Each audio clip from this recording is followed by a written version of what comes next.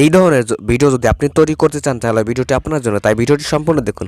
আর আপনি যদি আমার চ্যানেল নতুন হয়ে থাকেন তাহলে এখনই আমার চ্যানেলটি সাবস্ক্রাইব করে দিন, যাতে পরবর্তীতে ভিডিও আপলোড করলে সবার আগে আগে আপনি দেখতে পারেন। তো এই ধরনের ভিডিও এডিট করার জন্য আপনাকে একটি অ্যাপ ইনস্টল করতে হবে। সেই অ্যাপের লিঙ্ক আমি এই ভিডিও ডেসক্রিপশনে দিয়ে দিয়েছি, সেখান থেকে আপনারা ডাউনলোড করে নেবেন। ডাউনলোড করার পর জাস্ট অ্যাপটি ওপেন করবেন। তো আমার ডাউনলোড করা আছে, তো এখন আমি জাস্ট ওপেন করব।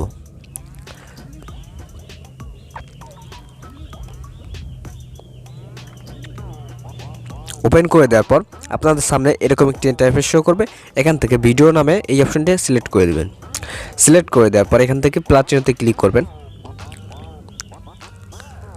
তারপর এখান থেকে আপনারা যে ফটো দিয়ে এডিট করতে চাচ্ছেন এরকম ভিডিও, তো সেই ফটোটি আপনারা নিয়ে নেবেন। তো আমি জাস্ট ফাইল থেকে সেই ফটোটি নিয়ে নেব। তো এখান থেকে আমি একটা ফটো চুজ করতেছি।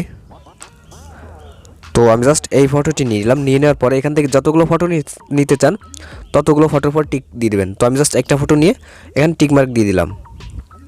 দিয়ে দেওয়ার পর এখান থেকে আপনার ভিডিওর ডিউরেশনটা একটু বাড়ায় নেবেন। তো এখান থেকে যে আমি জাস্ট 30 সেকেন্ড করে দেবো। তো আমি জাস্ট এই যে 30 সেকেন্ড করে দিলাম। 30 সেকেন্ড করে দেওয়ার পর এখান থেকে যা করব, ফার্স্ট অফ অল একটি স্টিকার অ্যাড করতে হবে। তো স্টিকারে ক্লিক করবেন। তারপর এখান থেকে এই ডাউনলোড অপশনে ক্লিক করে এখান থেকে আপনারা এই যে নিয়ন ইফেক্ট, এই ইফেক্টটাকে আপনারা ডাউনলোড করবেন।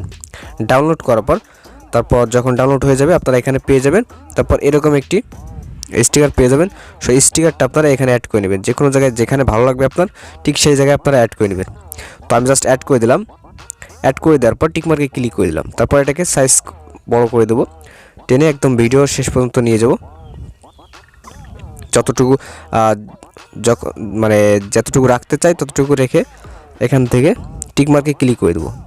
ক্লিক করে দেওয়ার পর তারপর এখান থেকে এই ফিল্টারে ক্লিক করব। তারপর এখান থেকে ইফেক্টে ক্লিক করব এবং আমরা এই ইফেক্টটা দিয়ে দেবো, গিলস ইফেক্টটা দিয়ে দেবো। দিয়ে দেওয়ার পর এখান থেকে টিকমার্কে ক্লিক করে দেবো। ক্লিক করে দেওয়ার পর এটাকে আবার ঠিক বড় করব।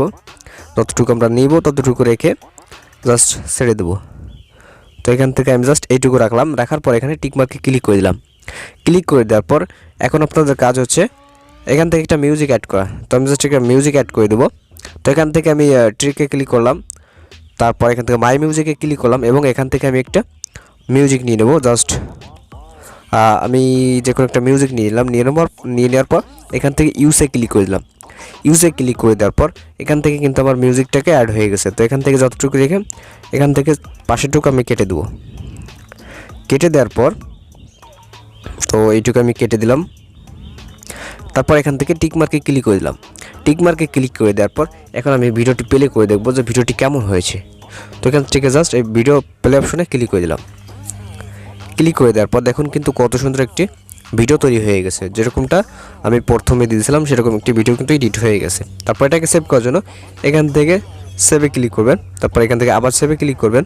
তারপর এখান থেকে কত কোয়ালিটিতে আপনি এক্সপোর্ট করতে চান সেই কোয়ালিটি দিয়ে এক্সপোর্ট করে নিতে পারেন। তো এইভাবে কিন্তু এই ধরনের ভিডিও এডিটিং করে নিতে পারেন। তো এই ছিল আজকের ভিডিওটি ভালো লাগলে অবশ্যই একটা লাইক দিন। ধন্যবাদ।